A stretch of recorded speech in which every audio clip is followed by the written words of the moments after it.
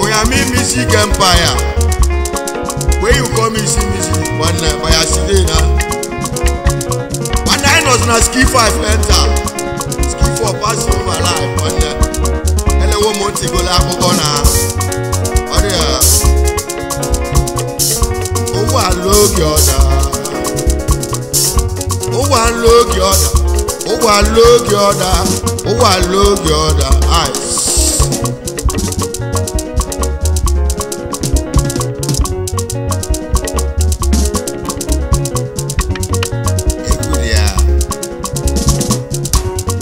Look yoda, oh wa look yoda, oh wa look yoda. Ibe jikwo nwa bokwa, umunne m onye ga-edozi ọnụlụ.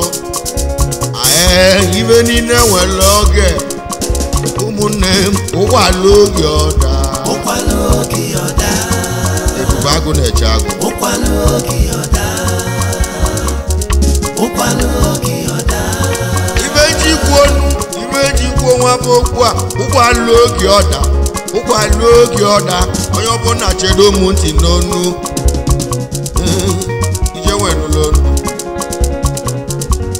Akụ na ụba kụwa n'onwere oge ịga na-agbata agbata n'onwere oge nwanne amụta amụta o nwere oge ụgwa look yoda.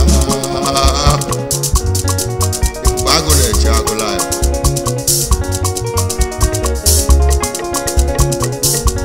Ọ bụ na ị ga-echi eze ụmụnne m o nwere oge eze luo n'ochie ụgbọala oge ọda.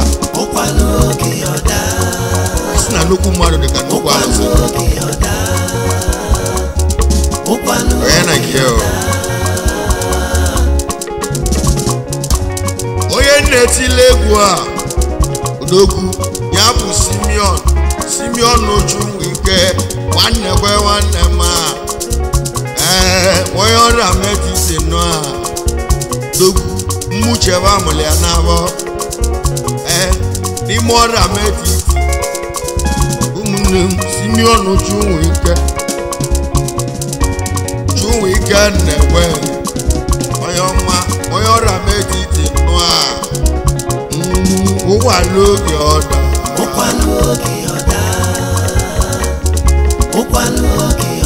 Akụkọ maka Simeon apụtago ọnụ onye ọbụla awụcha ntị ọfụma. Akọlụ n'otu ose bụ akwụkwọ disqualification in education. Ya bụ otu ose bụ akwụkwọ disqualification in education. Ya bụ otu ose bụ akwụkwọ. Ọ gụrụ primary school na Ugolu ya na secondary school na Ugolu, taking the first position in class. First ka ọ na-agba Ọraneze Simeon Ojunwike egwu na-apịala oge ife a chedo ntị ya ka egwu ji bịa ụmụnne m ụgbọala oge ọda. Si na akụkọ maka Simeon Ojunwike nnekwe ọ pụtagọnụ ekọlụ n'otu osi bụ akwụkwọ na disqualification in education. Ya bụ otu osi bụ akwụkwọ na ọ gụrụ primary school na Ugolu ya na secondary school nakwa Ugolu, first position in class. First ya ka ọ na-egbo igwe ọra ọrịa ụgbọala oge ọda ụgbọala oge ọda ụgbọala oge ọda onye ọma Simeon Ojunwike nwanne kwe nwanne m onye ọrịa metiti bụ ọkanikpo ibe nna akpọghị ọkanikpo. Ihe bụ akụkọ Simeon ya bụ otu o si ekwu akwụkwọ ka nna gwa ya ife niile nwere oge ụmụnne m ụgbọala oge ọda akụnụba akụwa na onwere oge ịga na-akpata nụọ ụmụnne m onwere oge ụmụnne m ụgbọala oge ọda Chineke ka na-ekwu ọ kwụsịrị primary school ọ banyekwa university education o mere PhD ya bụ na Faculty of Economics at Tamsat University in Thailand. O nwetara Master of Business Administration at Sem University in Thailand. O mekwara BSc in Economics ya na Anambra State. Onye na-ekwu okwu ebu Simeon Chukwuike Nnekwe ebe ụgbọala oge ọ na-anụ ụmụnne m ibe niile nwere oge ekwu okwe m ọzọ ụgbọala oge ọda odogwu Simeon Chukwuike egwu na-etili gị ibe a n'ibe niile nwere oge eze eluo n'ochie adị aza eze azụ Simeon Chukwuike onye ọma Chukwuike Nnekwe ụgbọala oge ọda ọ dị ya Simeon Chukwuike ka anyị na-ekwu oke Company achieved CEO Nassif General Trading Company Nigeria Limited, importer of Thailand fish ka ọ bụ egwe ụgbọala oge ọda ayọma Chukwuike Simeon Odogwu Simeon Chukwuike nwanne gwa nwanne onye ọrịa metiti ọkanigbo ayọma omela ọrịa ka ịbụ abụ egwu na-abịala oge ba onye ọma ụgbọala oge ọda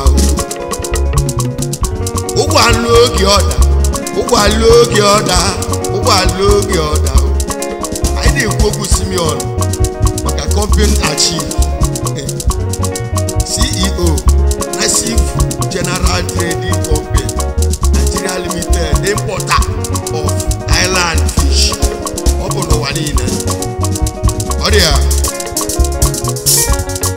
CEO American G's and Tourists Thailand Company Limited egwe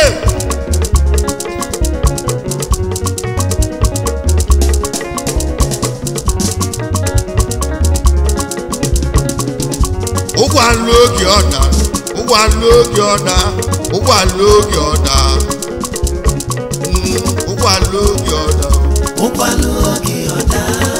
Simeon nwanne m onye ọrịa metiti a anyị nọ n'ugwu iyi onye ọma iwe emelụ ka anyị ji ekwu ya onye ọma Simeon Chukwuike onye ọrịa metiti a Simeon nwanne mụchebe amụrụ ya n'afọ onye ọma Thailand ka nna alụbili onye ọma ibi gị na Thailand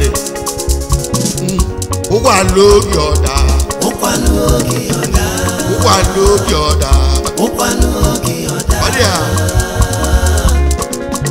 anyị na-aka akụkọ maka Simeon Chukwuike Nnekwe ọ bụ ibe mmadụ mere ụwa ka eji ekwe ya ọ bụ Igbo wee sị ị makwara onye mbụ na ọ bụrụ ife nna imere ọ bụ nke imere n'aka ike ihe ejikwa ekwu iyi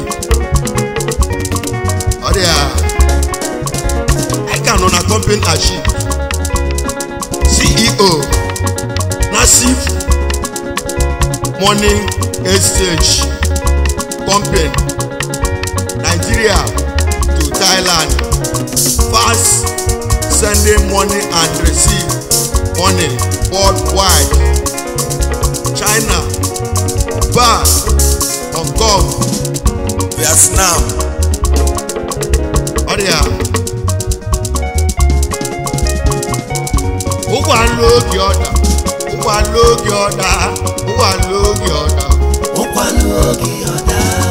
Simeon nwanne ma angwaghị ibe niile nwere oge onye ọma o mgbe ị na-eje akwụkwọ ihe malebe ga-abụ ịbụ onye izizi ọma ụgbọala oge ọda egwe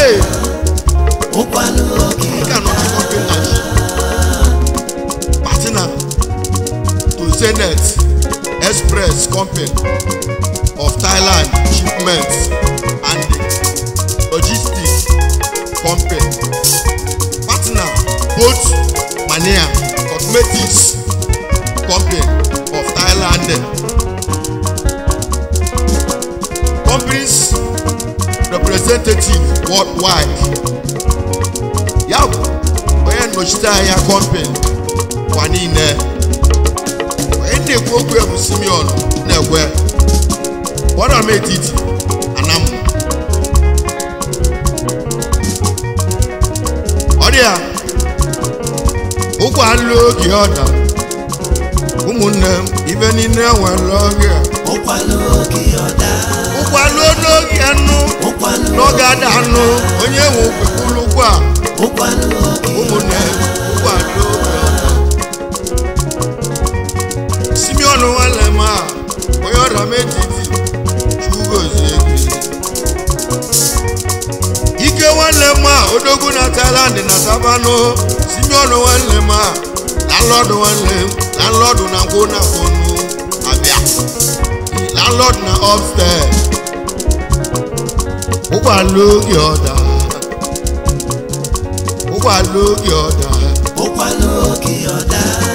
Simeon tụ ike nnekwe ka anyị na-ekwu ife Simeon tụ ike na-ekwe lụrụ na ime ọda ma erike ya bụ na ụmụuche ndị bụ ndị obodo ya na ọrama ya na ndị anam niile ọ lụrụ ahụ debelu ụmụuche ọrama etiti anam ọ lụkwara oho nke ọgbara ọhụụ debelu ụmụ ikwu anam o mechara bịa ọzọkwa bulu scholarship bịa wee kebele ụmụ ndị udoka ya na ụmụ ndị mekoka ndị nke papafa nwụrụ anwụ n'ime ọrama etiti anam. He sponsored many people to applaud. Oge Simeon chikwe naba Thailand. Ụmụ okolobịa ụmụ uche wee bido pasva waye through his help. Ụmụ uche youth started entering university in number immediately when Simeon entered university. Ọdịya egwe ụgbọala oge ọda ụmụnne m ụgbọala oge ọda ịmụkwala onye bụ n'ọbụ ife imelụ n'aka gị ya ka ị ga-eji kwụọ ebu Simeon nwanne m ife imelụ ka nna akọwa ọrọneze wezi ọmọgọ na Savannah Simeon Chunwike adọ anyị ka nọ n'ukwu Simeon ọ bụ ihe mmadụ mere ka anyị ji ekwe. He built house at his mother's town free. Onye kwalụ free medical treatment to every pregnant woman in Orama Etiti. Both the tenants at Nevis Hospital Orama Etiti are now. Ebe! Odia!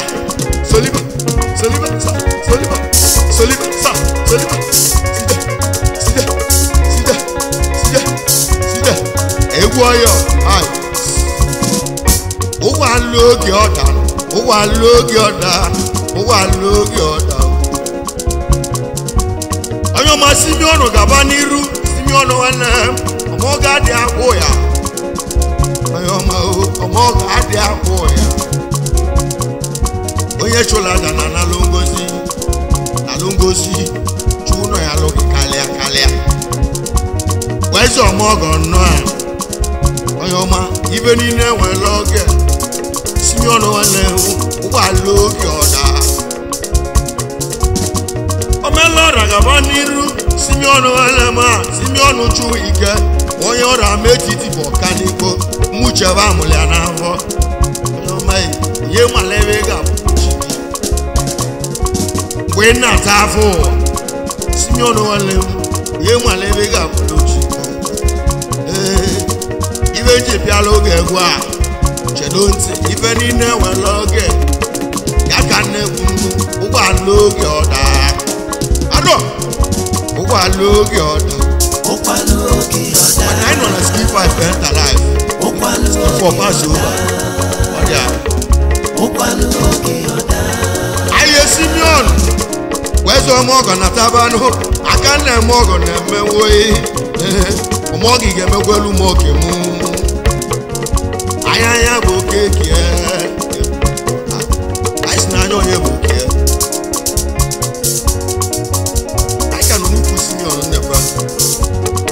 His family are Princess Ejoma Eunice Nekwe wife.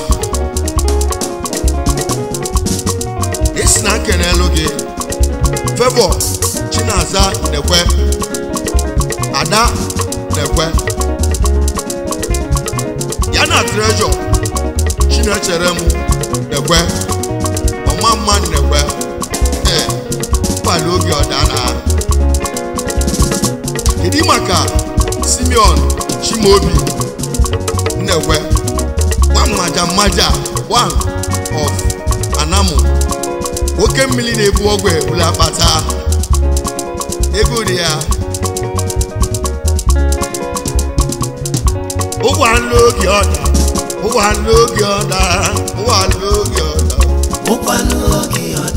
ibe jikwa nwa bụ okwu a ụmụnne m ibe niile nwere oge akụnụba akụwa na onwere oge ịga na-agbata ụmụnne m onwere oge nwana amụta ya onwere oge ụmụnne m ibe niile nwere oge ụmụnne m n'ụgbala oge ọda ọ dị ya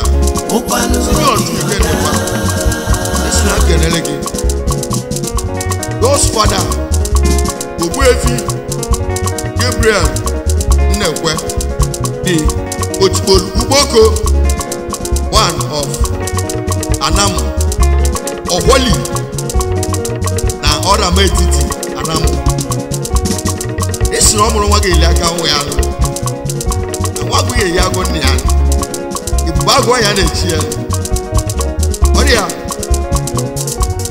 Ayezinna Alanato nwanyị Ogbuefi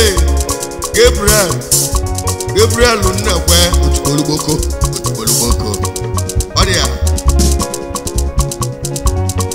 Otibolu onye Orama Etiti na Mmuche ebe ahụ ka isi bịa ụwa ịmụtali Simeon Oju ike onye Orama Etiti bụ ọkanikpo bịa ngwa ndị na-atụla ihe egwu aka ụgbọala oge ọda odu ya tait nwanne apịghị gọm life nwanne apịghị gọm ọ dị ya soliba sa soliba sa iba sija sawa iba sija nwanne ọ dị ala ọ dị ya nwanne ọ na bụ na ọ dịrị ya ọ dị ya na anyị na-aka ebe ka anyị nwanne elego m otigola akpọ Simeon Oju ike anyị elewo ntigola akpụkpọ a na-ajụ ajụjụ ma ntị adịsịkwa ebe gị na ọ dị azị anyị na ntị egwu na-echu m ụla Simeon nwanne egwu na-abịala oge ebe a onye ọma ibe niile nwere oge ya ka ntị bịanụ ụgbọala oge ọda ụkwalụ oge ọda ụgbọala oge ọda isi na nkenere gị your mother late Mrs. Ọnụegwunem Gabriel Nnegwe Okechu Oduaka agbala na mbọ Oduaka agbabolu ala na-azụ nwa they are so rest in peace. Anyị ezinne ala na-azụ nwa ezie na owutela mama o isi bụrụ onye n'ala na ekpulu obi gị zuru ike na ndokwe ọdịla na mma ụgbọala oge ọda ọ dụrụ nwanne ụgbọala oge ọda Simeon esi na nkelele gị nwunye nna gị Iyọmụ Ugochukwu Emeka Ndibe iyi na mmụọ bụ agụ ọ ga-adịla ya na mma ọ mụrụ nwa ga-azụ nwa ya mmadụ ka eji aka nụ Simeon nwanne m wezi ọmọgọ gaba n'iru ọmọgọ adị ahụ ya ụgbọala oge ọda esi na nkenele gị Yos Brothers onye ọma Boniface Nnekwe onye ọma na Lagos ebe igi na Lagos steeti ọ ga-adịrị mmanụ ibe niile nwere oge ya ka nje bịanụ ụgbọala oge ọda ahụ Boniface Nnekwe na Lagos steeti Simeon na nkenele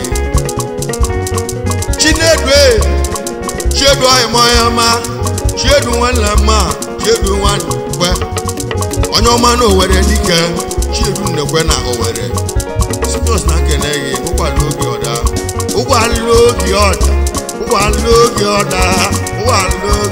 anụ ife niile nwere oge ya ka ndị Igbo okwu a ụkwalụ oge ọda niile nwere oge ụmụnne ụgbọala oge ọda onye ọma Chukwuma nwanne m Chukwuma Nnekwe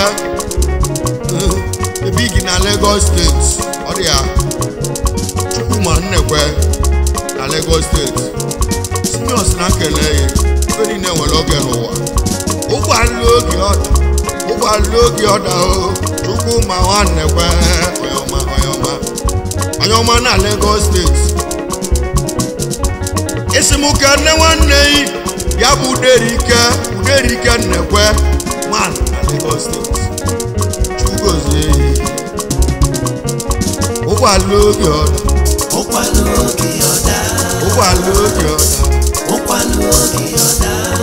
Chik onye ọma Chika Nnekwe nwanne m Simeon si kele ụgbọala oge ọda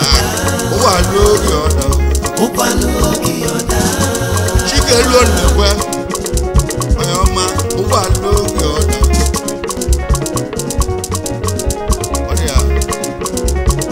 Chikeluo Nnekwe Simeon Nnekwe ọ sị na nkele ya ife niile nwere oge ụgbọala oge ọda odue tight nwanne ụgbọala oge ọda onye ọma Chukeluo eze ọmọgọ na tabanụ Chukeluo nwanne m Nnekwe nwanne m Simeon si n'ala ekele ụgbọala oge ọda Simeon si na nne ịdị maka Chukwuemeka Nnekwe ya bụ ụmụnne ya Chukwuemeka Nnekwe nwanne m ibe niile nwere oge ya ka nji bịa ụgbọala oge ọda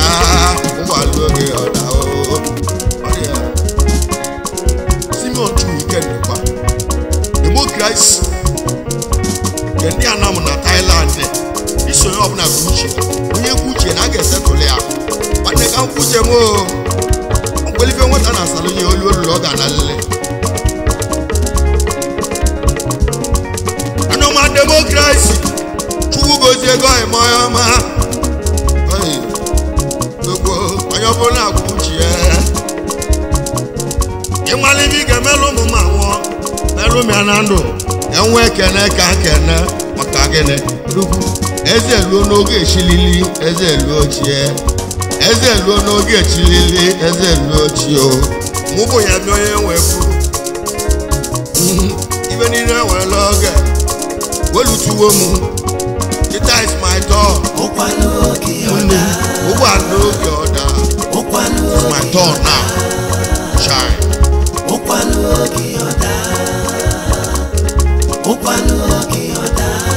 isi na nkenele gị God's in-law ya bụ ndị ọgọ gị His Royal Highness Igwe Ben Moji Onyanka eze dị ọra mma Ofuezianam and his lọlọ Ọbịageli Onyanka Nwaọba eze kwesị ekene ezinne Simeon Chuike Nnekwe asịna ekene unu ụkwala oge ọda isikwa na nkenele Prince Charles Onyanka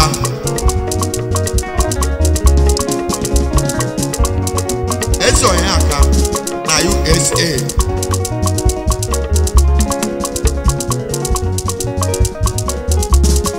Chugozie gị eze Onyanka Chugozie gị eze Onyanka na USA Chugozie gị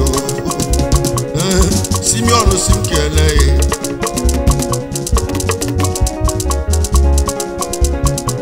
Ishwa na nkenele gị Prince Ngisile Onyanka Malaysia leader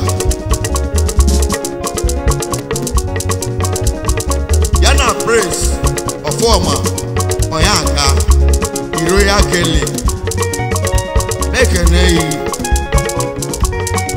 Ishwa na nkene the big goki eze Elisia ịdị maka nwa obodo keke the senator aka na-eme ọgọ na Ngozi ụgbọala oge ọda Simeon nwanne ụgbọala oge ọda ụgbọala oge ọda ụgbọala oge ọda Ayọ̀má Simeon isi mụ kene ụmụuche people ndị ọ ga-adịle mma ya bụ ụmụuche niile Obiora Egwatu Mogo PA personal assistant Simeon Chuike Nnekwe ife niile nwere oge abịa m ka si abịa Obiora nwa Egwatu weze ọmọgọ gaba n'iru Obiora mmọgwụ dike arọ ụgbọala oge ọda Ayọ̀má mụche ka isi eze nụ gị ụgbọala oge ọda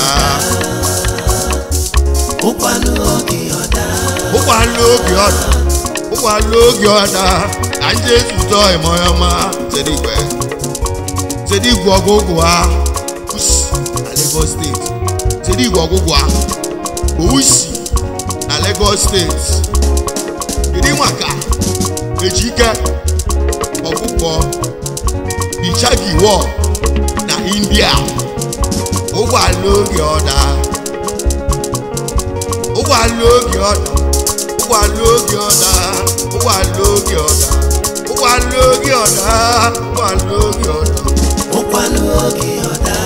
Ayọ̀má demokrasi Chukwuike nwanne m wezi ọmọgọ gaba n'iru ibi ga-eji m ọgọ akọ narị narị ibi iji eje ọjị akọ narị narị Chugozie gị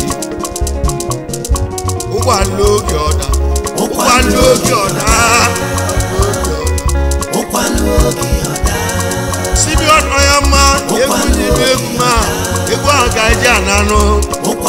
gozie gị iwe nwere ike o ji eche ọjị Simeon Ayama gozie gị ibe niile nwere oge ụmụnne ụgbọala oge ọda ụgbọala oge ọda ụgbọala oge